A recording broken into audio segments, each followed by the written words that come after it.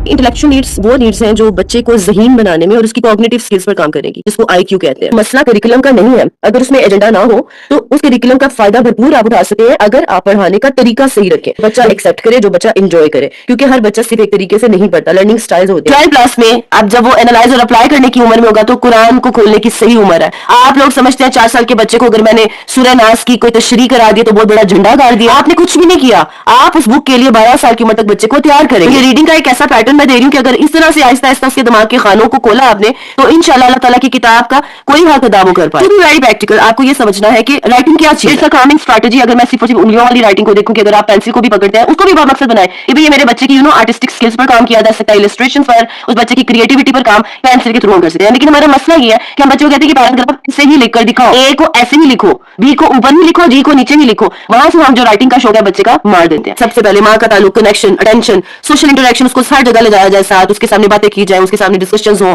उसके वो जो चीज देखेगा वो वही सीखेगा। तो उसकी सोशल इंटरेक्शन पर बहुत ज्यादा काम करना, यानी अगर आप ड्राइवर से बात करें कैसे कर रही हैं, शॉपकीपर से बात करें कैसे करें, काम वाली से बात करें कैसे करें, शोहर से बात करें कैसे करें, ये तमाम चीजें इंटरेक्शन उसके सामने होगी तो वो सोशली बात करना सीखेगा। स्पिरिचुअली नहीं कि वो आओ मैं तुम्हें सर पे दुपट्टा लो, बिस्मिल्लाह पढ़ो, तुमने बीच में नहीं बोलना, अदब से बैठो, ये सब चीजें सिखाएं। लेकिन जब आप रिलीजियस टॉक में ये तकरार करते हैं तो बच्चा दूर होता है, पता नहीं क्या करते हैं आप लोग, बच्चे चिढ़ जाते हैं, मोहम्मद सल्लल्लाहु अलैहि वसल्लम के नाम से चिढ़ जाते हैं क्योंकि आपने इतना लिया। अल्लाह ताला की पहचान करवाएं बच्चे को, प्लीज अपने बच्चों से डिस्कशंस करें, उनकी डेली लाइफ में अल्लाह ताला के नाम की तकरार हो, आर्ट एंड क्राफ्ट करवाएं, उनकी तमाम एकेडमिक्स को ऐसे डिजाइन करें कि वो अपने रब को पहचाने। औज़ुबिल्लाहि मिनश्शैतानिर्रजीम, बिस्मिल्लाहिर्रहमानिर्रहीम, रब्बि इश्रह ली सदरी व यस्सिर ली अमरी वहलुल उक़्दतम मिन लिसानी व यफ़क़हू क़ौली।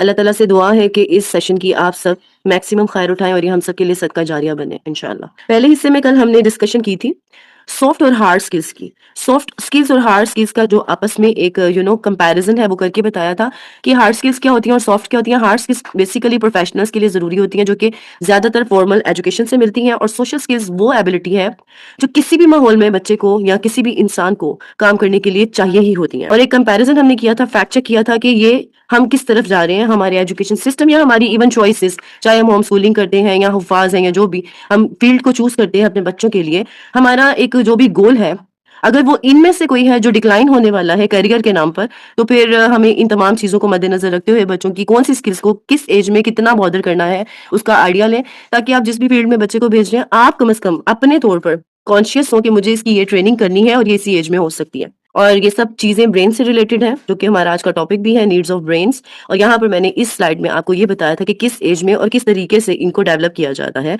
और अर्ली चाइल्डहुड में बेसिकली जो मेरा फुल ऑन कंसर्न है कि सॉफ्ट स्किल्स सिर्फ और सिर्फ अर्ली चाइल्डहुड में अच्छे तरीके से डेवलप हो सकती है। वैसे तो हम आज भी अपनी सॉफ्ट स्किल्स पे काम करते हैं, जैसे आप भी अभी जो सीख रहे हैं उनसे आप जो सीखेंगे आपकी कम्युनिकेशन में एक बेहतरी आएगी और सब कुछ। लेकिन जो बेस्ट एज होती है जिसको कहते हैं दिमाग के पैटर्न बन जाते हैं वो अर्ली चाइल्डहुड है। तो उसमें सॉफ्ट स्किल्स पर बॉदर करने की बजाय हम हार्ड स्किल्स की तरफ चले जाते हैं जो कि सारी साइंस चेंज करके रख देता है। This is our believe, work hard play hard. और फिर मैंने आपको ब्रेन नीड्स होलिस्टिकली जो कि 5 डायमेंशंस हैं उनको ओपन अप करके दिखाना है आज, जिनमें से फिजिकल और इमोशनल को कल हम डिस्कस कर चुके हैं। हमारे पूरी डिस्कशन में 4 ग्रुप्स आपको नजर आएंगे जो इन एजेस के अराउंड है, 0 to 3, 4 to 7, 8 to 12 and 12 to 15। Physical needs पर हमने कल रोशनी डाली थी कि जिस्मानी जो ज़रूरियात हैं वो पूरा करते हुए आप दिमाग को किस तरह से स्ट्रॉन्ग कर सकते हैं। उसमें तमाम एजेस के हिसाब से कैटेगराइज किया था, वो उन प्लेस को, उन फिजिकल एक्टिविटीज़ को जो आप बच्चे को फैसिलिटेट करेंगे तो इंशाल्लाह ताला उनके ब्रेन ग्रोथ को आप अच्छे से सपोर्ट कर पाएंगे। फिर उसके बाद इंडोर जिम या फिर कोर्सेज के आइडियाज़ दिए थे आपको, उसकी सारी डिटेल डिस्कशन पिछले सेशन में मौजूद है।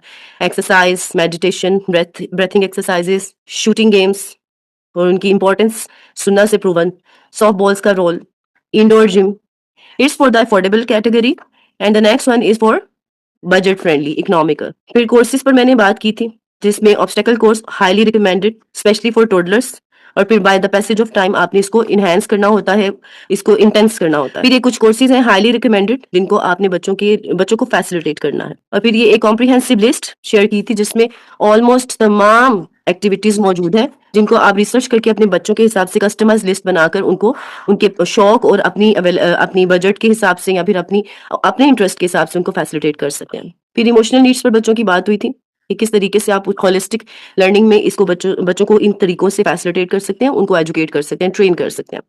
तो ये तमाम एज कैटेगरीज को हमने डिस्कस किया था, जिसका निचोड़ जो हमने निकाला था वो ये था कि आपको 3 चीज़ों में बेसिकली हेल्प करनी है कि किस तरह से बच्चा एक्सप्रेशन या लेबल करना सीखे इमोशंस को, वैलिडेशन के बारे में आपने सीखना है और उसको सिखाना है, और रेगुलेट करना सिखाना है। इस पर डीप डिस्कशन हो चुकी है और उसके 3 वेज हैं, स्टोरी टेलिंग, रिफ्लेक्टिव टॉक और जर्नलिंग, जिन पर हमने कल बात की थी कि ये स्टेप बाय स्टेप आपने इनहांस करना है। शॉर्ट स्मॉलेस्ट जो छोटे बच्चे होते हैं उनको स्टोरी टेलिंग से ही स्टार्ट किया जाता है, आहिस्ता आहिस्ता उसको डिस्कशन मोड पे लाते हैं जिसको रिफ्लेक्टिव टॉक कहते हैं, और उसके बाद इसको जर्नलिंग पर ले जाते हैं। यानी बच्चे को इंडिपेंडेंट भी तो करना है। आगे 15 साल का बच्चा तो कहानियां नहीं सुनेगा ना, उसको सेल्फ अवेयरनेस के लिए जर्नलिंग की तरफ लाना है। इंटेलेक्चुअल नीड्स, ये आज का हमारा टॉपिक होने वाला है। इंशाल्लाह यहाँ से हम अपने सेशन की इब्तिदा करेंगे। ओके, आज बिस्मिल्लाह करते हैं इंटेलेक्चुअल नीड्स पर, जो कि हमारा होलिस्टिक लर्निंग का तीसरा डायमेंशन है। बेसिकली इंटेलेक्चुअल नीड्स वो नीड्स हैं जो बच्चे को ज़हीन बनाने में और उसकी कॉग्निटिव स्किल्स पर काम करेंगी। मीन टू से कि आप जिसको आईक्यू कहते हैं, या फिर जो ज्यादातर स्कूलों में आपको इसका कुछ हिस्सा मिल जाता है, लेकिन वो लकी इनफ हो बच्चा कि वहां पर उसको एक सूटेबल इन्वायरमेंट मिल जाए या सपोर्ट मिल जाए, या फिर वो उन चीजों को, उन लर्निंग स्टाइल्स को अगर उसके मुताबिक मिल जाए तो फिर तो उसकी इंटेलेक्चुअल नीड्स किसी हद तक पूरी होती हैं। लेकिन क्योंकि हर बच्चा डिफरेंट होता है और एजुकेशन सिस्टम का एक ही स्टाइल होता है, तो वी कैन नॉट से कि ये हर बच्चे के लिए ही मुफीद होगा। तो खैर, आप अपने जब कंट्रोल में लेंगे तो आप किस तरीके से इंटेलेक्चुअल नीड्स को पूरा कर सकते हैं, आज मैं इंशाल्लाह ताला आपको वो समझाऊंगी। सो यहाँ पर 4 कैटेगरीज ही रहेंगी, 0 to 3, 4 to 7, 8 to 12 and 12 to 15 इंशाल्लाह। 0 to 3 में इंटेलेक्चुअल नीड्स को आप बच्चे की किस तरह से बूस्ट पूरा कर सकते हैं और ब्रेन को बूस्ट कर सकते हैं, वो उसके अंदर आप ये 2 चीजों को माइंड में रखिएगा, language and explore with play. बच्चों को मैक्सिमम उनके साथ आप बातें करेंगे, मैक्सिमम उनके साथ आप खेलेंगे, उनको डिस्कवर करने देंगे, उनको क्रॉलिंग करने देंगे।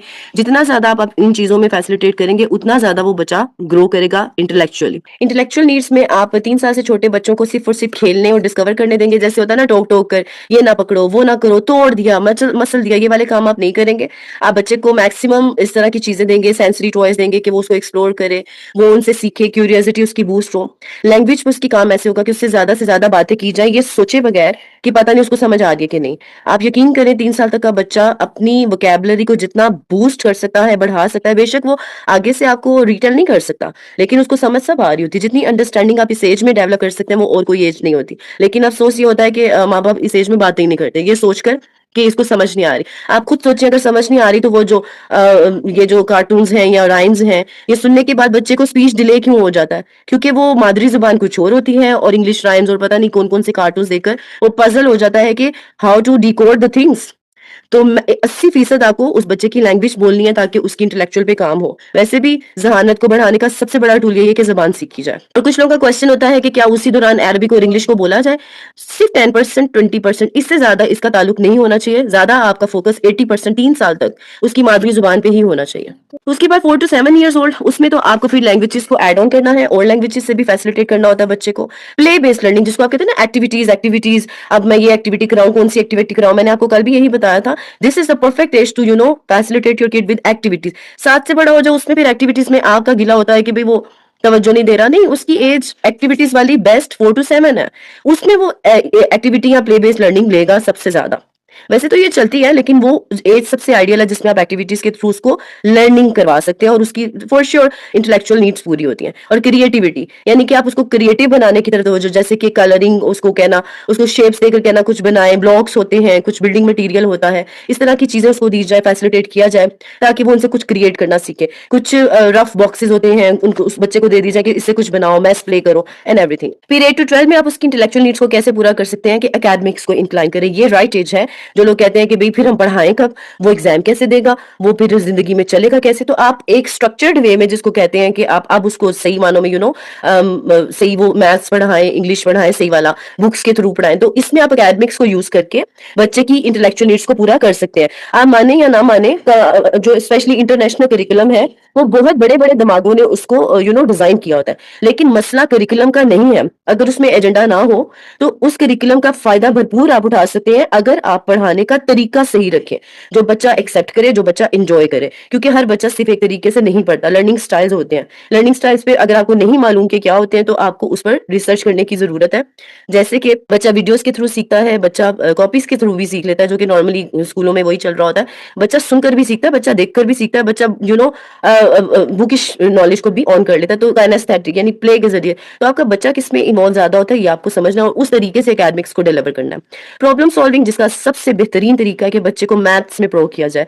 मैथ्स इसलिए कि मैथ्स प्रॉब्लम पेश भी करता है और उसको सॉल्व करना भी सिखाता है, और दिमाग की ट्रेनिंग हो जाती है कि कोई प्रॉब्लम डिटेक्ट करनी है और फिर उसको सॉल्व करना है। ये एक तरह से अपने ब्रेन को ट्रेन करने वाली बात है। बच्चे के ब्रेन के पैटर्न्स को डेवलप करने के लिए सबसे बेहतरीन तरीका है कि मैथ्स में उसको प्रो किया जाए। और सब्जेक्ट्स भी हैं, लेकिन मैथ्स को इसलिए नंबर 1 पे रखा जाता है क्योंकि इसका सारा ही स्ट्रक्चर ऐसा है कि इसमें रट्टा लग ही नहीं सकता, और ये मदर ऑफ साइंसेस भी है।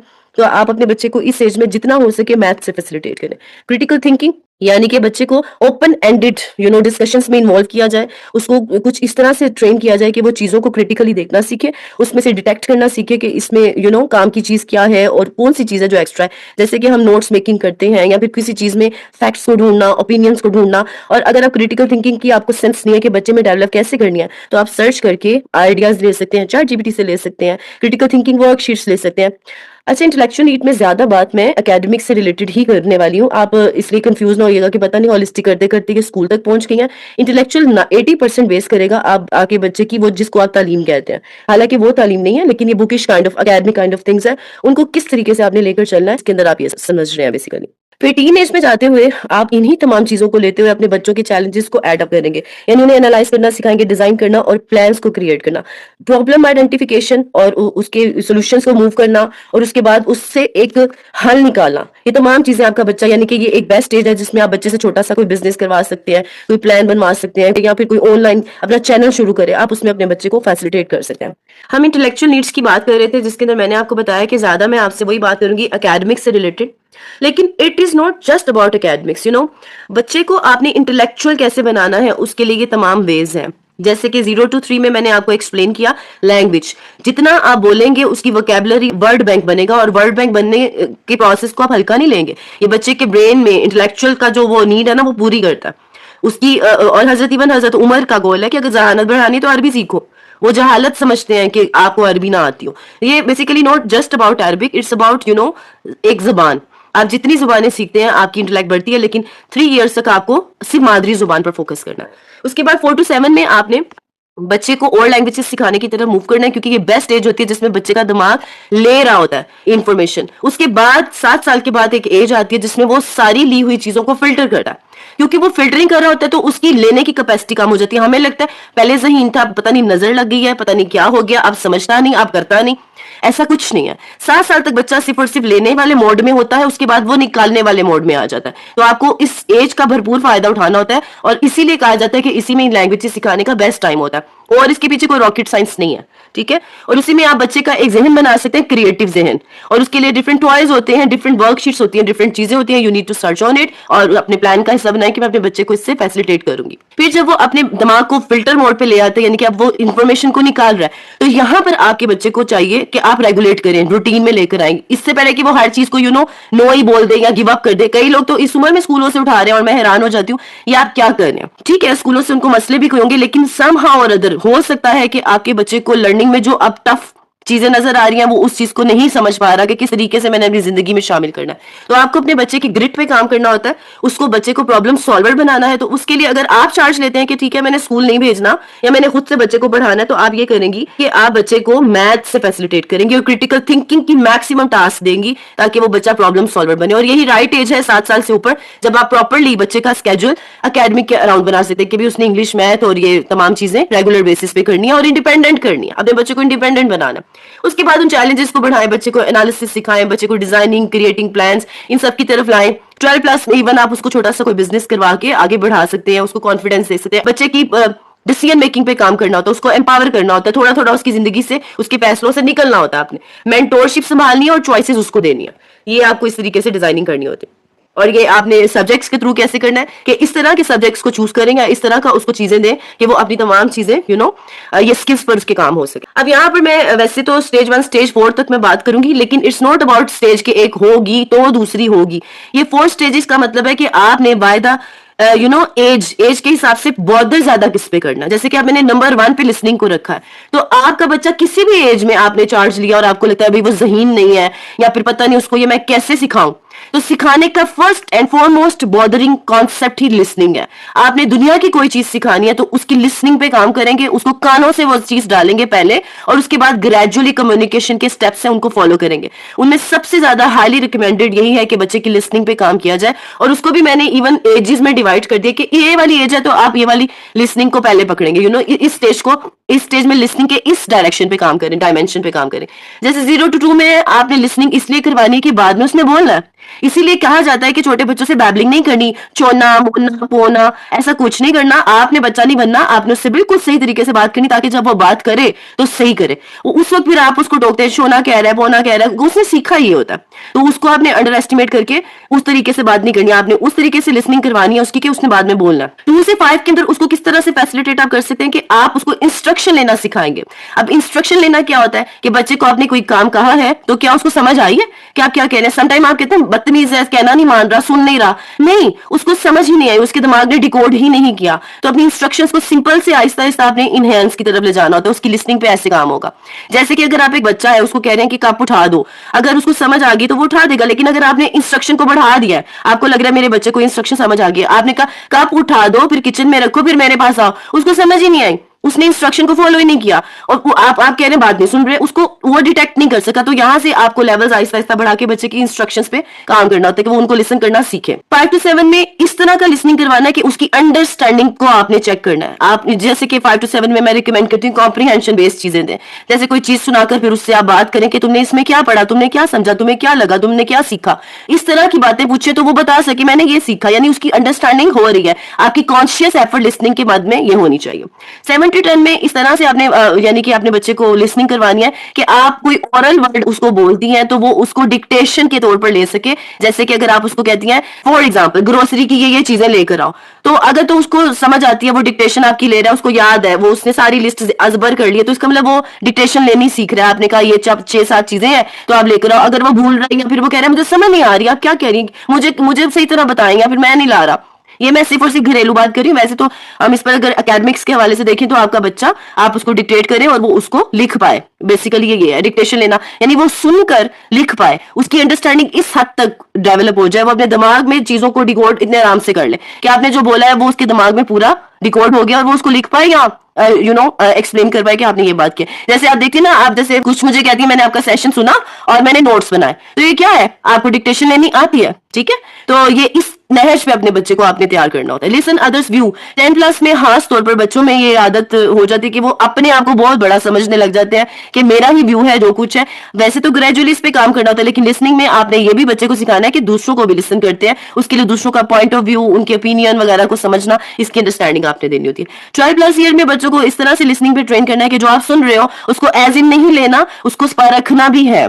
यानी वो सुना के वो सुनने वाला काम ना हो, आपने सुनना है और उसके बाद उसको परखना है अच्छाई और बुराई के यानी पैमाने पर क्रिटिकल एनालिसिस करना है। ये नहीं कि ये मेरा फेवरेट बंदा है, बात जो कर रहा है वो सही ही होगी, उसके अंदर ये शऊर पैदा हो जाए कि जो मैं सुन रहा हूं मैंने उसको एनालाइज करना है। आपको पेरेंटली ये चीजें मुश्किल लग रही होंगी, लेकिन ये मुश्किल नहीं है, लेकिन आपने सिर्फ और सिर्फ कॉन्शियसली ये दिमाग में रखना है कि ये तमाम चीजें बच्चों में डेवलप करने की ये एजेस है, आपने इनको इग्नोर नहीं करना। अगर वो बच्चा है ही 10 साल का तो आप पिछली लिसनिंग स्किल्स पे नजर मारें कि क्या इन पे काम हुआ है, नहीं हुआ, जब भी इसको सारे कह रहे हैं कि ये इंटेलिजेंट नहीं है, क्योंकि इस पर काम हुआ ही नहीं है। आप जब 8 साल 10 साल के बच्चे को भी पकड़कर उसकी पिछली स्किल्स पर भी थोड़ा सा काम कर लेंगे, वो रैपिडली सीख लेगा। लेकिन आपको पता तो हो ना कि ये ग्रेजुअली बढ़ कैसे रही है लिसनिंग पावर।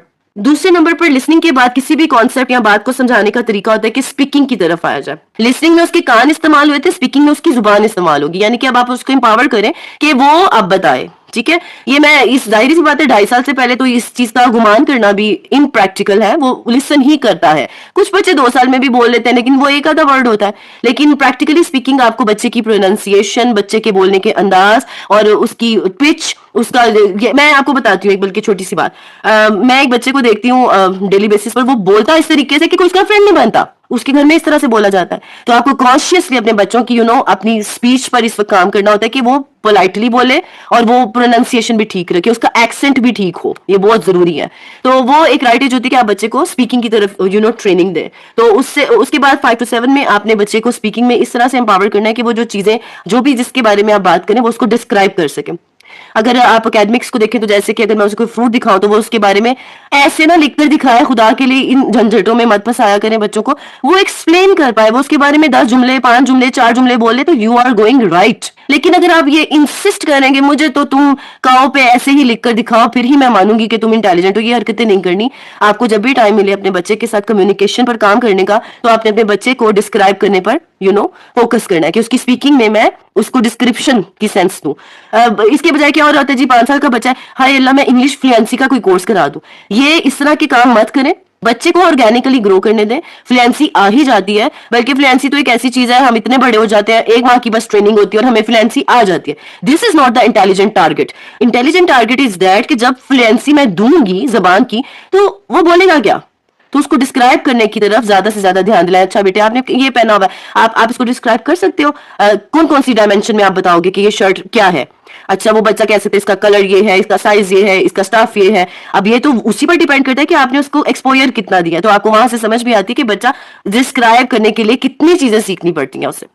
7 to 11 में आपने बच्चों को स्पीचेस की तरफ लाना है, यानी कि एक टॉपिक देकर वाई एंड वाई नॉट, इस पर उसको बोलने की सेंस देनी है। वो आप भी दे सकते हैं घरों में, अक्सर मैं तो बड़ी खुश भी होती हूँ, कई लोग घरों में इन चीजों के करवा रहे होते हैं बच्चों को खड़ा करके कि तुम भी बोलो तुम भी बोलो। लेकिन यार अब ये ट्रेंड खत्म हो चुका है, स्कूलों में बहुत ही रेयर है, और जो होता है वो आप जानते हैं किस तरह से उसकी तैयारियां होती हैं। तो सरप्राइजिंग टॉपिक्स पर बच्चों को स्पीच की सेंस दें, या ऐसे कोई प्लेटफॉर्म्स मिले तो उनका फायदा उठाएं। 11 प्लस में वो रिव्यू देना सीखे, यानी कोई चीज या प्रोडक्ट या कोई भी बात उन्हें अच्छी लगी है तो वो उसको कैसे रेट करते हैं और क्यों रेट करते हैं। ये रिव्यू देना एक बहुत बड़ी स्किल है। ये बेसिकली आपका पॉइंट ऑफ व्यू एक्सप्लेन करना सिखाती है आपको। यानी कल को आप अगर आपके बच्चे या आप लोग जो भी ट्रेनिंग इस चीज पर लेता है रिव्यूज या पॉइंट ऑफ व्यू की, अपनी ये चीज समझा सके कि मुझे ये चीज पसंद है या बुरी लगती है तो क्यों लगती है। तो स्पीकिंग चैलेंजेस आपने बच्चे की जिंदगी में आहिस्ता आहिस्ता ऐड करना और उनको इस पर ट्रेन करना, जरूरी नहीं कि आप ही करवाएंगे। अब यहाँ ये क्वेश्चन आता है ना, अभी मुझे तो आपकी बात ही समझ नहीं आ रही, मैं बच्चे को कैसे समझाऊंगी। तो पॉइंट ये है कि आप लोग ट्यूशंस या कोई मेंटोर्स या कोई भी प्लेटफॉर्म चूज करते हैं तो आप उनको कह सकते हैं कि भाई मेरे बच्चे की ये एज है, आप प्लीज इन चीजों पर फोकस करें, ये चीजें मेरे बच्चे को सिखाएं। तो ये फिर उनका काम है कि वो ऐसे कंटेंट को लेकर आए कि आपके बच्चे को इन चीजों पर ट्रेन करें। ओके, आप आउटसोर्स कर सकते हैं। ये सब बताने का मकसद ये है कि आप इन चीजों को आउटसोर्स करके अपने बच्चों की ये स्किल्स को बूस्ट कर सकते हैं। और जब आप आउटसोर्सिंग करते हैं तो आपको भी आइडियाज मिल जाते हैं, तो आप अपनी डेली लाइफ में खुद से भी क्रिएटिवली बच्चों को इन डायमेंशंस पर ट्रेन कर सकते हैं। स्पीकिंग के बाद तीसरा जो आपने बॉदर करनी है चीज वो होती है रीडिंग, यानी कि आपको लग रहा है कि लिसनिंग पे काम हो रहा है सबसे ज्यादा, स्पीकिंग पे दूसरे नंबर पर, तीसरे नंबर पे मेरा सब जो फोकस आएगा वो रीडिंग पे आएगा कि मैंने अब आहिस्ता आहिस्ता उसको रीडिंग की तरफ भी लाना है। और उसकी राइट एज होती है रीडिंग से फैसिलिटेट करने की 3+ से आपने अपने टारगेट लिस्ट में रीडिंग को भी डाल देना है। और रीडिंग की भी ये फर्दर मोर स्टेजेस हैं कि आपने आहिस्ता आहिस्ता अपने बच्चे को रीडिंग का शौक ना मरे वो कैसे फैसिलिटेट करनी है। इसमें वो सारी डायमेंशन आपको बताई गई है कि ग्रेजुअल चलें। प्लीज अपने बच्चों से उनकी उम्र के हिसाब से एक्सपेक्टेशंस रखें और उनको फैसिलिटेट ऐसे करें कि वो उस चीज का इंटरेस्ट उनमें मरे नहीं। 3 से 4 साल तक आप रीडिंग करवाएंगे बच्चों को विजुअल्स के थ्रू। आप देखते हैं ना बोर्ड बुक्स होती हैं बड़ी बड़ी जिसमें ज्यादा तस्वीर ही नजर आ रही होती है, आप बजाय इसके कि ये लफ्ज पढ़ो, सही पढ़ो, ब्लेंड करके दिखाओ, स्टार्ट करके दिखाओ, ठीक है ये टैक्टिक्स आप यूज करें, साइट वर्ड्स को यूज करें, लेकिन अपने बच्चे को इनिशियल ईयर में आप विजुअल्स के थ्रू पढ़ाएं। आप विजुअल दिखाएं और कहें ये क्या है, और फिर वो आपको बताइए कप है, तो फिर साइड पर जो वर्ड लिखा है आप बताएं ये देखिए कप ऐसे है, फिर उसकी हरूफ तहज्जी सेट करवाएं जिस तरह से प्यार प्यार से मोहब्बत से राइम्स के थ्रू, लेकिन ज्यादा जोर आपका विजुअल्स की तरफ होना चाहिए। फिर 4 to 7 में उसकी ट्रेनिंग ऐसे हो कि आप उसको ऐसे फैसिलिटेट करें जो कि मेरे अपने प्लान्स में उसके पूरे प्लान्स डीप डाउन बने हुए हैं। लेकिन जाहिर सी बात है आपको मैं सिर्फ और सिर्फ ये एक पूरा वो सेट स्किल सेट दे रही हूँ, इसको करना कैसे ये आपने खुद सीखना है या फिर किसी भी टीचर को ये चीज देने की भी आप मेरे बच्चे को इस पर ट्रेन करो। तो रीडिंग विद और विदाउट यू, ये दोनों तरीकों से वो करना सीखे। उसके लिए डिफरेंट तरीके होते हैं कि फोनिक्स पे थोड़ा सा ट्रेन कर दें, साइट वर्ड से फैसिलिटेट कर दें, उसका कॉन्फिडेंस रीडिंग का हो जाए, उसको बुक्स दें रीडर्स लेवल वाइज, और फिर वो आहिस्ता आहिस्ता उन बुक्स को आपके साथ पढ़ना और आपके बगैर पढ़ना सीखे। इस तरह से उसकी रीडिंग बड़ी अच्छी होती है। 7+ में आपने बच्चे को, क्योंकि मैंने आपको पहले भी बताया एकेडमिक में इंक्लाइन करना होता है, तो आप इस तरीके से उसको ट्रेन करेंगे कि वो पढ़े भी और नोट भी बना सके। ये भी एक स्किल है, ये हर एक में नहीं होती। तो आपको अपने बच्चों को छोटे छोटे बच्चों वाले टास्क देकर नोट्स मेकिंग सिखानी है। अब आप ये पूछे कि ये कैसे होती है, तो वो तो बहुत बड़ा एक फील्ड है जो खुल जाएगा, उसके बारे में आप रिसर्च ही करेंगे अगर आपने खुद करवाना है। और ये मैं सोचे अल्लाह मैं कैसे कराऊं, 3 साल में आपने ये चीज सिखानी है, ये स्किल सिखानी है। It's not a big deal, और 3 दिन में आप सीख लेंगी। लेकिन फिर भी लगता है नहीं मेरे पास टाइम नहीं है, मैं कैसे सीखता हूं। आप किसी प्रोफेशनल को हायर करें और उसको कहें भी मैं फीस दूंगी, आउटसोर्स कर रही हूं, मेरे बच्चे को नोट्स टेकिंग की सेंस दो और रीडिंग के थ्रू दो। समझ रहे हैं? यहाँ पर मैं तमाम वो चीजें आपको बता रही हूँ कि अपने प्लान्स बनाते हुए आपने आउटसोर्स भी अगर करना है तो आपके पास वो वर्ड्स हो जो आप उस बंदे को पैसे देने से पहले कहेंगे ये मुझे फिर चाहिए। उसके बाद 10 to 12 में आपका बच्चा रिसर्चर बने। अब यहाँ मैं बिल्कुल ये नहीं कह रही चैट जीपीटी ही खोल ले, उसकी एक सर्टन एज है, उस पर मैं इंशाल्लाह ताला आपको अवेयरनेस दूंगी कि उसका क्या तरीका कार होगा। अभी राइट नाउ बच्चा छोटी छोटी चीजें रिसर्च करना सीखे, गूगल्स के थ्रू और डिफरेंट बुक्स के थ्रू, आर्टिकल्स के थ्रू। आप उसको खुद कुछ यानी कोई मटेरियल दें कि इसमें से इस टॉपिक पर रिसर्च करो, तो इसकी बेबी सेंस लेकर चलना, लेकिन उस बच्चे को रिसर्च की सेंस देना, ये आपने करना है। 12 प्लस में वो रिसर्चर तो बना हो, इस हद तक आप उसको ट्रेन करें कि वो रिसर्चिंग जानता हो और उसमें उसका शौक भी हो। अब वो एनालाइज भी कर सके, यानी कि दो रिसर्चेस उसके सामने आ गए तो वो एनालाइज कर सके which one is better on which basis, और फिर उसको अपनी जिंदगी में कहीं अप्लाई करना है तो वो उसमें से टेक अवेज लेना सीख चुका हो। तो ये तमाम चीजें रीडिंग की लेवल्स हैं कि आपको इस तरीके से रीडिंग बामकसद रीडिंग करवानी है। और अगर आप डियर मेंबर सोचे तो 12 प्लस में अब जब वो एनालाइज और अप्लाई करने की उम्र में होगा तो कुरान को खोलने की सही उम्र है, तो कुरान भी तो रीड ही करेगा ना। तो ये बामकसद प्लान्स ही हैं जो मैं आपके सामने पेश कर रही हूँ। आप लोग समझते हैं 4 साल के बच्चे को अगर मैंने सूरह नास की कोई तशरीह करा दी तो बहुत बड़ा झंडा गाड़ दिया। आपने कुछ भी नहीं किया, आप उस बुक के लिए 12 साल की उम्र तक बच्चे को तैयार करेंगे। तो ये रीडिंग का एक ऐसा पैटर्न मैं दे रही हूँ कि अगर इस तरह से आहिस्ता आहिस्ता उसके दिमाग के खानों को खोला आपने तो इंशाल्लाह अल्लाह ताला की किताब का कोई हक अदा वो कर पाएगा इंशाल्लाह। और सबसे लीस्ट बॉदर है राइटिंग, ठीक है। बट मैं लीस्ट बॉदर का मतलब कभी ये नहीं होता कि अभी राइटिंग करवाएं ही ना या राइटिंग अच्छी नहीं है। टू बी वेरी प्रैक्टिकल आपको ये समझना है कि राइटिंग क्या चीज है। राइटिंग अभी मैंने अपनी ही एक मेंबर थी, बल्कि बारहा मेंबर से ये मैं डिस्कस कर चुकी हूँ कि राइटिंग को समझे होती क्या है। अब राइटिंग क्या होती है, जैसे कि अगर आपने कुछ राइट किसी भी टाइपिंग मशीन से करवा लिया है और आपके बिहाफ पे किसी ने टाइप कर दिया है तो राइटर पेज पे नाम किसका होगा? आपका, हालांकि आपने उंगलियां नहीं चलाई। So writing basically this thing कि बच्चा राइट करना सीखे, वो कुछ कंटेंट बनाना सीखे, तो उसको ध्यान में रख करके मेरा बच्चा टीन एज में जाकर राइटर बनेगा, उसके लिए इस चीजों से फैसिलिटेट आपने करना होता है, उसकी एक हैबिट डेवलप करनी होती है। और फिर इट्स अ कामिंग स्ट्रैटेजी। अगर मैं सिर्फ और सिर्फ उंगलियों वाली राइटिंग को देखूं कि अगर आप पेंसिल को भी पकड़ते हैं उसको भी मकसद बनाए कि भाई ये मेरे बच्चे की आर्टिस्टिक स्किल्स पर काम किया जा सकता है, इलिस्ट्रेशंस पर, उस बच्चे की क्रिएटिविटी पर काम पेंसिल के थ्रू हम कर सकते हैं। लेकिन हमारा मसला ये है कि हम बच्चों को कहते हैं कि पैराग्राफ ऐसे ही लिखकर दिखाओ, ए को ऐसे ही लिखो, बी को ऊपर ही लिखो, जी को नीचे ही लिखो, वहां से हम जो राइटिंग का शौक है बच्चे का मार देते हैं। तो आपको ये मैंने कुछ एजेस के हिसाब से बताया, अगर आप यूं चलेंगे तो इट्स अ स्मूथ अप्रोच, इंशाल्लाह ताला राइटिंग से वो चिड़ेगा भी नहीं और ऑर्गेनिकली वो राइटिंग की तरफ माइल होगा और मकसद राइटिंग सीखेगा। आज के एमए पास भी आर्टिकल्स नहीं देख रहे होते, कितने अफसोस की बात है। लेकिन अगर आप अपने बच्चे को सुकून से इस चीज की तरफ बढ़ाएंगे तो वो कल का राइटर होगा, उंगली चाहे इस्तेमाल ना करे लेकिन राइटर होगा। आपको किस तरह से फोकस करना है राइटिंग पर कि 2.5 से 4.5 साल तक आप उसके स्ट्रोक्स और फाइन मोटर पे काम करें। ये क्या बुलाए हैं, मैं आपको ये पिछली एक लिस्ट में दे चुकी हूँ जिसको फाइन मोटर एक्टिविटीज कहते हैं। स्ट्रोक्स होते हैं, कलरिंग होती है, मैचिंग लिस्टें होती हैं, इस तरह की बेबी स्टेप्स कि वो सिर्फ और सिर्फ इन चीजों के थ्रू उसकी उंगलियों के मसल्स पे काम हो, ठीक है। वैसे ही 6-7 साल तक बच्चे के हाथों की उंगलियां वो मजबूत हुई ही नहीं होती, तो बल्कि अगर वो शौक से नहीं ना लिखता तो ये चांसेस है कि उसके वो राइटिंग बड़ी गंदी हो जाएगी और उसके मसल्स डैमेज हो सकते हैं। मैं ये उन लोगों के लिए नहीं कह रही जिनके बच्चों को लिखने का शौक है। अगर लिखने का शौक है तो सुमा अल्हम्दुलिल्लाह, उसकी वजह ये है कि ये एक स्किल है, ये हर बच्चे में नहीं होती लेकिन आप डेवलप कर सकते हैं। लेकिन अगर एक बच्चे में है तो फिर आप उसको फैसिलिटेट करेंगे, ये नहीं कहेंगे नहीं नहीं तुम्हारी उम्र नहीं है तो तुम्हें अभी लिखना नहीं है। अगर बच्चा चाहता है तो जरूर करवाएंगे, एक स्किल है उसमें, अगर वो शुरू से है या किसी वजह से उसको शौक है तो फैसिलिटेट करेंगे आप।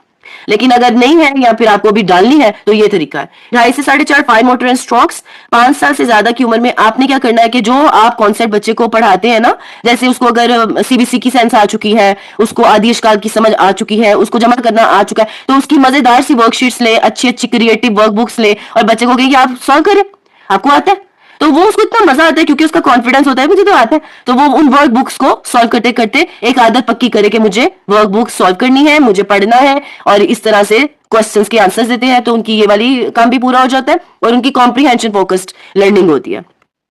मैं यहाँ पर हमेशा कहती हूँ कि 6 साल से छोटे बच्चों को वही वर्कबुक्स दें जो उनको आती हैं। आप लोग क्या करते हैं, अभी पढ़ाया अभी टेस्ट ले लिया, ये हरकत नहीं करनी है आपने। आपने लर्नड कॉन्सेप्ट्स की उनको वर्कबुक्स देनी है जिसको वो कॉन्फिडेंस और एंजॉय करके वो उसको सॉल्व करे। आपका बेसिक मकसद होना चाहिए कि वो इसको सॉल्व करे और खुद करे, मामा के बगैर करे। मामा ने बुक पर या फिर वर्कशीट्स के थ्रू पहले करा दिया हुआ है और विजुअल्स के थ्रू एवरीथिंग डिस्कस्ड है, उसको आती है। अब उसने वर्कबुक मैंने वो देनी है जो उसको आती है, तो इस तरह वो इंडिपेंडेंट लर्नर बनेगा। ओके, और तब तक जो एज मैं बता रही हूँ 5+, उसमें उसकी रीडिंग भी होती है, वो क्वेश्चन रीड कर सकता है। सकता है, तो जहां उसको क्वेश्चन समझना है वो आपसे पूछ सकता है। फिर 6.5 to 8 ईयर्स में आपने वही बात, मेरी ये तमाम चीजें अलाइंड है। जैसे रीडिंग में था ना कि रीड टू टेक नोट्स, अब यहाँ पर राइटिंग एक्टिविटीज आएंगी कि बच्चा क्रिएटिव राइटिंग सीखे, यानी कि उसको कुछ ऐसे टॉपिक्स दिए जाए। यहाँ तक 6+ या 7 ईयर्स तक अगर आपने स्लोली स्लोली बच्चे पर काम किया है तो आहिस्ता आहिस्ता वो चीजों को लिखना सीख जाएगा।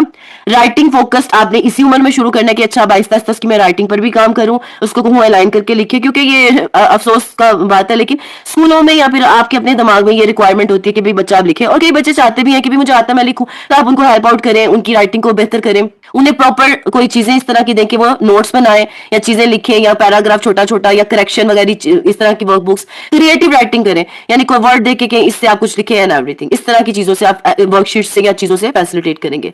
8 to 12 में आप ऐसे राइटिंग और इवेंट रिपोर्ट्स, ये भी एक कॉन्सेप्ट है, इसको भी आप बड़े आराम से सीख कर बच्चे को सिखा सकते हैं। नहीं आता तो वही बात कि जहां से आउटसोर्स करेंगे उनको कि भाई इन चीजों पर काम करें, तो वो बच्चा क्योंकि 8+ है, 9+ या 10+ व्हाटएवर, तो वहां पर बच्चा ऐसे राइटिंग कर सकता है, अपने शौक से कर सकता है। और अगर मैं फिर आपको कहूंगी अगर वो राइटिंग को बहुत ज्यादा बॉदर नहीं करा तो उससे कम से कम ये तमाम चीजें ओरल जरूर करवाएं, उसे कि चले आप मुझे बताएं तो सही ना, चले आप टाइप कर लें, उसे को टाइप करके दिखा दो। लेकिन ये मैं बिल्कुल नहीं कह रही गिव अप ही कर दे, लेकिन राइट जरूर करवाएं। राइट का मतलब होता है वो सोच रहा है, वो टाइप कर रहा है या लिखवा रहा है, आप उसके लिए लिख दें, लेकिन उसको राइटर बनाना है तो वो इस लेवल का सोच सके, चीजों को इस लेवल का वो डिजाइन कर पाए, आपने इस तरह से फैसिलिटी और खुद लिख पाए तो बहुत ही बेहतरीन है। 12+ में चीजों को समराइज करना या कंटेंट क्रिएशन सीखे। अब ये चीजें क्या है, ये भी आप इसको देखें, आपको तो बल्कि आपको बुक्स में ये चीजें मिल जाती हैं, लेकिन वो वही बात कि इतनी ही देर में पढ़ना है, अभी पढ़ना है, इसी हफ्ते पढ़ना है, वो चीजें उस चीज को बिल्कुल क्लोज कर देती हैं। आपने इन चीजों का फायदा उठाना है, वो तुम्हारा सारा कंटेंट जो इन तमाम चीजों को सपोर्ट करेगा,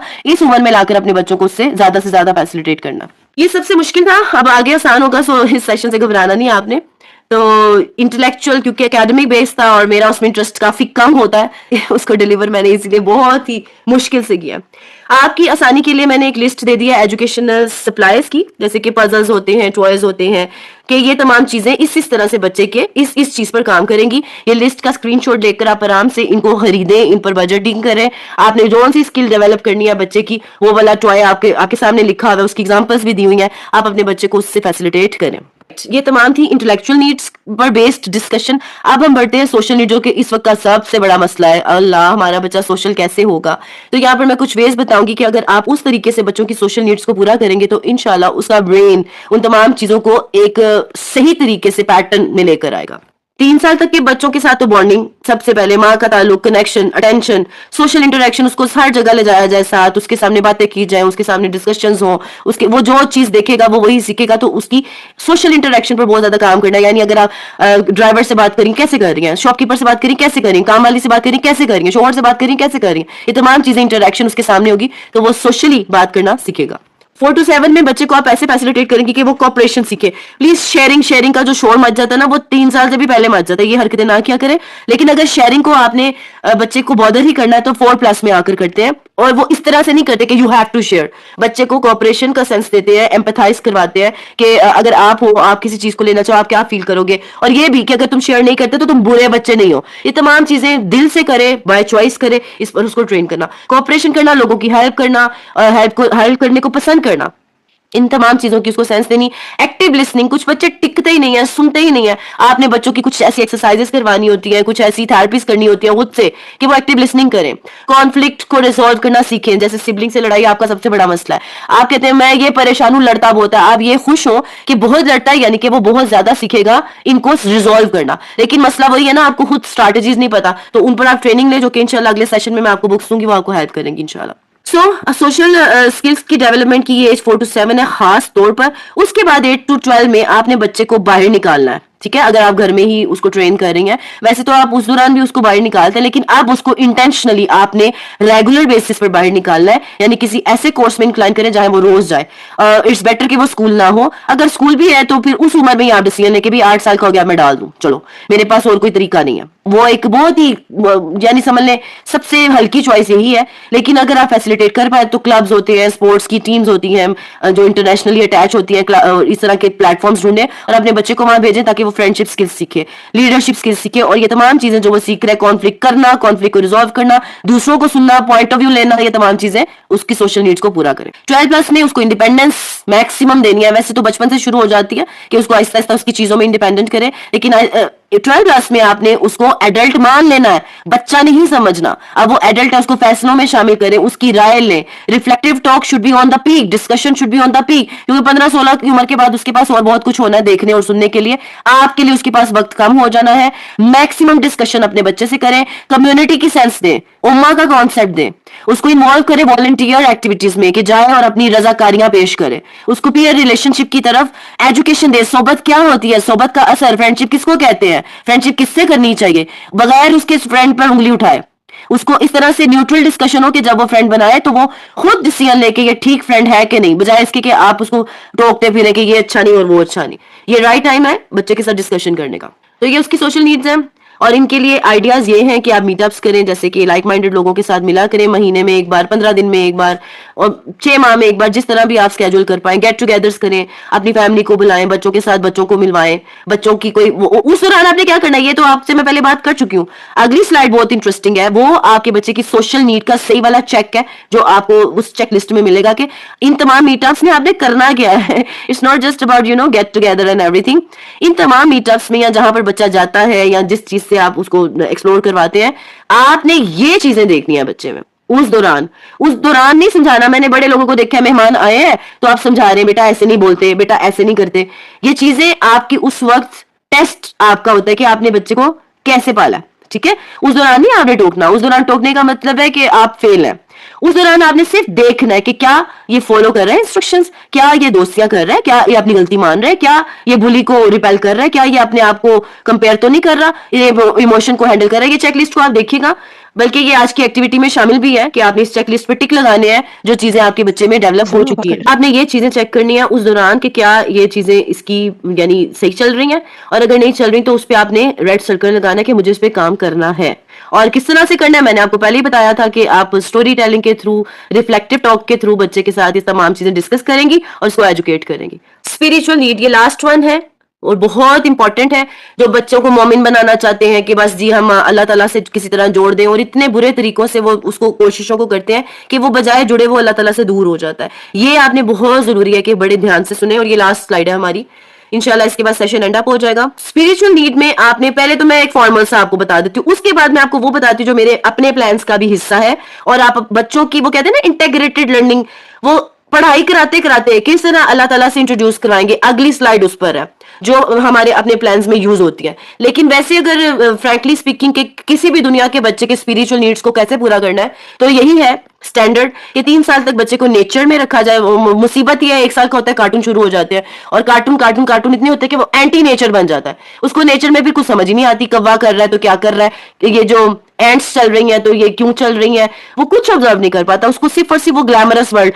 कोशिश करें प्लीज, अगर आप अपने हाथ में चार्ज ले पाए, स्पेशली जो सेपरेट फैमिलीज हैं, ज्वाइंट फैमिली में I know this is very tricky, कि बच्चे को 3 साल तक मोबाइल ना दिखाएं, प्लीज 3 साल तक मोबाइल ना दिखाएं। और नेचर, उसको नेचर दिखाएं।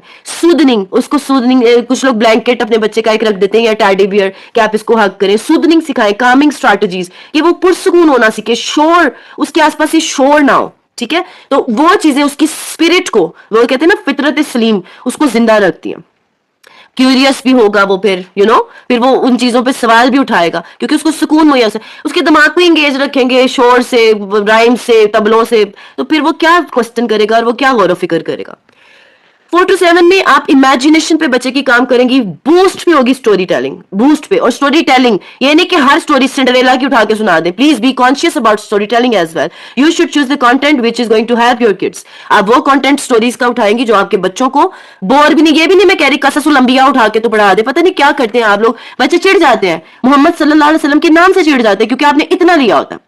आपने हीरोज की स्टोरी सुनानी है, सहाबियों की स्टोरियां सुनाए हीरोज बना के, ऐसे नहीं कि वो आओ मैं तुम्हें सर पे दुपट्टा लो, बिस्मिल्लाह पढ़ो, तुमने बीच में नहीं बोलना, अदब से बैठो, ये सब चीजें सिखाएं। लेकिन जब आप रिलीजियस टॉक में ये तकरार करते हैं तो बच्चा दूर होता है। आप हीरोज की स्टोरी सुनाए। आप देखिए जैसे मैं अपने बच्चे को सुनाती हूँ कि गजवा बदर में जब वो गए थे ना तो फरिश्ते पगड़ियां पहन के आए थे, तो वो इतना इंस्पायर होते हैं, तलवार इतनी बड़ी थी, हजरत मूसा ने जब जादूगर के बारे में इस तरह किया तो वो जादूगर हैरान रह गए। आप क्या करते हैं, बिस्मिल्लाहिर्रहमानिर्रहीम। फिर हजरत मूसा ने ये कि आपको आर्ट ही नहीं आता बच्चों के साथ स्टोरी टेलिंग करने का। आप कंटेंट लाएं, हकायतें होती हैं, शादी, शेख शादी की स्टोरीज हैं, कुरान पाक की स्टोरीज हैं, बहुत सारी ऐसी इमोशनल स्टोरीज हैं अंग्रेजों ने बनाई हुई हैं, उनसे अपने बच्चों को फैसिलिटेट करें। जैसे वो एक काला कौवा, उसको अपने रंग बहुत बुरा लगता था। अलामा इकबाल, मैं कहती हूँ राइटर स्टेज है 6+ में, अलामा इकबाल की पोइम्स, वो गुलहरी और पहाड़ सुनाए और फिर उसको बताए गुलहरी क्या सोच रही थी, पहाड़ क्या सोच रहा था, आपको क्या लगता है गुलहरी ठीक सोच रही थी। This is called the story telling. अच्छी अच्छी स्टोरीज। और उसके अलावा आप वो फॉर्मल स्टोरीज ले लें, बुक्स अच्छी अच्छी सी, उसको प्रूफ चेक करें, एजेंडा बेस्ड तो नहीं है। अपने बच्चे को डेली स्टोरी सुना के सुनाएं। ये कोई दिन ना हो जब वो स्टोरी टेलिंग ना आप करें। मेरा 1 से 1.5 साल का था तब से आज तक, बिलीव मी, कोई दिन नहीं है जब उसने स्टोरी नहीं सुनी। और ये उसका क्रेज बढ़ता जा रहा है और ये अच्छा क्रेज है। बच्चा वहां से बहुत कुछ सीखता है और जब वो थोड़ा थोड़ा बढ़ने लगता है उस पर सवाल उठाता है और वो मुबारक होते हैं। वहां से आप रिफ्लेक्टिव टॉक कर लेते हैं। वैल्यूज, जो कि आपने एक्टिविटी भी की थी कि जो आपने वैल्यूज अपने बच्चे में डालनी है, ये पीक टाइम है जिसमें वो आपको बड़े गौर से देख रहा है। तो वैल्यूज पे बड़ा कॉन्शियस हो जाना और उसके अराउंड स्टोरीज ढूंढकर भी, या फिर हीरोज की स्टोरीज, उन वैल्यूज के अराउंड ढूंढकर आप अपने बच्चों के साथ बात करते हो, उसको स्पिरिचुअली स्ट्रॉन्ग करेंगे। 8 to 12 ईयर्स में देखें जो वो सीख रहा है वो क्यों सीख रहा है, पर्पज। ये नहीं कि तुम दुनिया के ताकतवर बन जाओ और फिर उसके बाद ऐसे ही तुम मर भी जाओ। क्यों होना है ताकतवर, ये उसको समझो। जिंदगी का मकसद क्या है, बंदगी क्या है, अल्लाह ताला से उस दौरान उसका रिश्ता मजबूत हो चुका होगा। ये नेक्स्ट स्लाइड में मैं समझाती हूँ कैसे। आपने उसमें मोरालिटी पैदा करनी है। मोरालिटी है क्या, कि वो अच्छाई को इसलिए पसंद करे क्योंकि उसको अच्छा लगता है, इसलिए नहीं कि किसी ने हुक्म दे दिया या किसी ने कह दिया। वो बाय चॉइस मोरालिटी पर अपनी उसको चीजें सही सही लगे और गलत गलत लगे। उसको ये ना हो कि भाई फिर मैं गुड बॉय नहीं रहूंगा या मैं बैड बॉय हो जाऊं। मॉरल बेसिस उसकी स्ट्रॉन्ग करनी है और बामकसद बनाना है कि तुम जिंदगी में कुछ भी सीख रहे हो तो उसका एक मकसद है। तुम अगर जिस्म को मजबूत कर रहे हो तो उसका एक मकसद है। तुम पढ़ रहे हो तो उसका एक मकसद है। तो मकसद पे ट्रेनिंग इस उम्र में देनी बेहद जरूरी है, वरना टीनेज में वो अपनी आइडेंटिटी को खो देगा। उसको समझ ही नहीं आएगी कि मैं क्यों हूं, मैं क्या हूं, हम हैं ही क्यों। और अब आज तो ये एजेंडा बेस्ड जमाना है, जितने आपको पता है फितने है, उसकी अवेयरनेस आपको खुद भी हो। आपके बच्चों के साथ 12+ में ये डिस्कशन होनी चाहिए। जैसे मैंने आपको कहा ना, रिसर्चर बने, आप खुद रिसर्च करवाएं कि ये एथिज्म क्या होता है, आपको क्या लगता है, ये क्या है, ये क्यों है। ये डिस्कशन आप खुद करें, उनकी एजुकेशन इस तरह की आप डिजाइन करें। This is about the spiritual development, जो कि हम अपने प्लान्स में भी कंसिडर करते हैं कि सबसे पहली जो आपकी प्रायोरिटी होनी चाहिए 7 साल की उम्र तक बच्चे की, अल्लाह ताला की पहचान करवाएं बच्चे को। प्लीज अपने बच्चों से डिस्कशंस करें, उनकी डेली लाइफ में अल्लाह ताला के नाम की तकरार हो। आर्ट एंड क्राफ्ट करवाएं, उनकी तमाम अकेडमिक्स को ऐसे डिजाइन करें कि वो अपने रब को पहचाने। आप साइंस का भी टॉपिक उसको पढ़ा रही है ना, तो उसको उसमें अल्लाह ताला की कौन सी सिफत है वो समझाने की कोशिश करें। जैसे मैं मिसाल देती हूँ कि अगर आप बता रही हैं कि भी फूल ऐसे उगता है, पहले सीड होता है, फिर ये, तो आप बता सकें कि देखिए अल्लाह कितना लतीफ है। और ये कब होगा, जब आपको खुद पता होगा। प्लीज अल्लाह ताला के नामों पर एजुकेशन लें, अवेयरनेस लें, ताकि आप जब भी कोई कॉन्सेप्ट, जब भी कोई बात, जब भी कोई डिस्कशन करें तो अल्लाह की कौन सी खूबी को आपने डिस्कस करना है, अपने बच्चे से डिस्कस करें। 7 साल की उम्र तक उसको अपने रब का पूरा तारुफ हो। 7 साल की उम्र के बाद, बल्कि 7 नहीं 5 साल की उम्र के बाद हीरोज के थ्रू बच्चा अपना कैरेक्टर बनाता है। वो उन्हीं चीजों पर ट्रेन होता है जिसको वो हीरो मानता है। तो प्रॉफिट्स के जो किरदार है उनको हीरोज की तरह प्रेजेंट करें। हम पनिशमेंट ज्यादा बता रहे होते हैं और मैसेज कम बता रहे होते हैं। जैसे हज़रत नूह की वो कश्ती, वो जी कश्ती की जब स्टोरी सुनाते हैं तो वो मिशन पे फोकस कम होता है, सैलाब पे फोकस ज्यादा होता है। ये हरकतें नहीं करनी आपने। वो हीरो का किरदार, उसका पेशेंस, उसने कैसे सब्र किया, उसने कैसे सब लोगों को इकट्ठा किया, उसमें जुर्रत कितनी थी, उसकी दुआ क्या थी, ये चीजों पर फोकस ज्यादा करना और उन्हें हीरोज बना के पेश करना है। सजाओं से डराना नहीं, हाईलाइट कर दे हल्का फुल्का और उसकी हल्की फुल्की रीजनिंग कर दे, लेकिन ज्यादा आपका फोकस बच्चों का कैरेक्टर पे होना चाहिए। किसी भी हीरो को आप आउट ऑफ द रिलीजन भी कोई हीरो उठाते हैं, गांधी उठा लेते हैं अगर, तो उसके भी वो एट्रीब्यूट्स बताएं जो इस्लामिकली हाईलाइटेड है। तो ये चीज, ये गुण सीखें। फिर सीरत नबी उसके बाद की एज में, यानी 10+ में खास तौर पे बच्चे को उस हस्ती से इंट्रोड्यूस करवाएं जिस पर रब ने अपनी किताब नाजिल की थी, और उसको ऐसे एक्सप्लेन करें कि वो अपनी रियल लाइफ से कनेक्ट कर पाए, बजाय ये कहने कि वो तो नबी है ना, वो तो नबी है ना। उनको बशर ही बताएं और बताएं कि कैसे वो इमोशनली स्ट्रांग थे, कैसे वो अपना गुस्सा जब्त करते थे, कैसे वो प्लान बनाते थे, कैसे उन्होंने रिश्ते निभाए। इस तरह से हजूर अकरम सल्लल्लाहु अलैहि वसल्लम की सीरा को अपने बच्चों के सामने एक्सप्लेन करें कि वो उनसे मोहब्बत करें और उन जैसा बनना चाहें। उन्हें एक कमजोर सा किरदार ना दिखाएं, हाँ बस वो माफी कर देता था, कूड़ा फेंक के चले जाते थे तो कुछ भी नहीं कहता था। आप बताएं कि एक औरत के साथ ज्यादती पे नबी करीम सल्लल्लाहु अलैहि वसल्लम ने कैसे जंग की। आप बताएं कि क्यों जंग करते थे, और जब जंग करते थे तो तहस नहस कर देते थे। इतनी ताकत होती थी कि फरिश्ते भी मदद को आ जाते। इस तरीके से अपने नबी का तारुफ कराएं। और उसके बाद टीन एज में राइट एज है कि आपका बच्चा कुरान को समझे। तब अपने बच्चे को कहें कि हाँ आज तुम कुरान पाक को समझने की पोजीशन में हो, क्योंकि तुमने सीरा भी देख ली, तुमने प्रॉफिट्स का किरदार भी, अल्लाह को भी पहचाना, अब उसका मैसेज पढ़ो। और देखिए तब तक कुरान पाक नाजरा यानी कि उसको कुरान देखकर पढ़ना आ जाए, अरबिक आ जाए, ये 10-12 साल बहुत होते हैं। उसमें अपने बच्चे को फैसिलिटेट करें, उसको अरबिक की जुबान सिखाएं, फिर उसको तैयार करने के कुरान पाक को आप खोलेगा। मैं ये बिल्कुल नहीं कह रही उससे पहले कुरान का जिक्र भी ना करें, आप कुरान मेमोराइज कराएं, छोटी छोटी सूरतें पढ़ाएं, छोटी छोटी ट्रांसलेशन भी उसकी समझ के मुताबिक बता दें, लेकिन ये मत सोचें कि वो कुरान को समझ सकता है। कुरान को समझने की सही एज टीनेज है, जिसमें आपने अगर इसी तरीके से सीक्वेंशियल वे में अपने बच्चे को तारुफ दिया तो इंशाल्लाह वो कभी नहीं कहेगा मैं इस रिलीजन से बोर हूं या इस रिलीजन में क्या रखा है। और यही हमारे प्लान्स में 4 प्लान्स हैं, उन चारों में अल्हम्दुलिल्लाह इन्हीं को बेस बनाकर डिजाइन किया गया। यहाँ पर कुछ पेरेंट्स हैं जिनके बच्चे बड़े हो चुके हैं, वो कहेंगे कि भाई फिर हम आप क्या करें, आप ये करें, आप अभी तो पहले काम डाउन हो, अपने आप को माफ करें, अपने बच्चों की प्रॉब्लम्स को देखें, आप वो किस प्रॉब्लम में है, आप माफी मांगे उनसे, उनसे कनेक्टेड हो, उनसे अनकंडीशनल लव करें। यानी ये नहीं कि तुम ये करोगे तो मैं तुमसे बोलूंगी वरना मैं नाराज हूं, ये हरकतें छोड़ दें। अपने बच्चे से अनकंडीशनल लव करें, तुम कि मैं तुम मेरे बेटे हो, मैं तुमसे प्यार करती हूँ, तुम जैसे भी हो मेरे हो, बच्ची हो तुम मेरी, तुम जैसी भी हो मेरी हो, मैं तुम्हारे साथ डिस्कस करना चाहती हूँ, आओ बैठे बात करें। और फिर देखिए अपनी गलतियां जो आप सॉर्ट आउट करेंगे, जो आपको लगती हैं हमसे हो चुकी हैं, ये मैं स्पेशली उन्हीं की बात करूं जिनके बच्चे बड़े हैं, तो प्लीज फिर कंसिस्टेंट, ये नहीं कि आज माफी मांगी कल फिर वही गलती कर दी, अपनी थेरेपी करवाएं या करें और फिर उसके बाद अपने बच्चे से माफी मांग के कंसिस्टेंटली उसके साथ अपनी बॉन्डिंग। आपको याद होगा मैंने शुरू में कहा था हर चीज की इब्तिदा बॉन्डिंग से ही होनी है, चाहे 15 साल का 18 साल का बच्चा है और अब आपने सोचा है स्टार्ट बॉन्डिंग से ही होना। These are your activities for today. सबसे पहले आपने अपने बच्चों का लर्निंग स्टाइल, स्पेशली 15 साल से छोटे जो हैं उन सब की मदर्स के लिए है कि बच्चों के लर्निंग स्टाइल को समझें और उसको लिखें। वैसे तो तमाम लर्निंग स्टाइल्स ऑन कर लेता बच्चा, लेकिन एक होता है स्टाइल जो उसका होता है, तो वो कौन सा है वो आपने चेक करके रखना है इस पूरे वीक में। दूसरा, ये जो मैंने सोशल इमोशनल एक्टिविटीज की आपको लिस्ट दी थी, उसमें टिक लगाना है आपने कि मेरे बच्चे की कौन सी स्किल डेवलप हो चुकी हुई है और कौन सी है जिस पर काम होना है। जो हो चुकी हुई है उन पे ब्लू टिक लगा दे, जो आपको पता है कि भाई ये तो इसमें अभी तक आई नहीं तो उस पर रेड सर्कल लगा दें। And find out your hidden childhood trauma.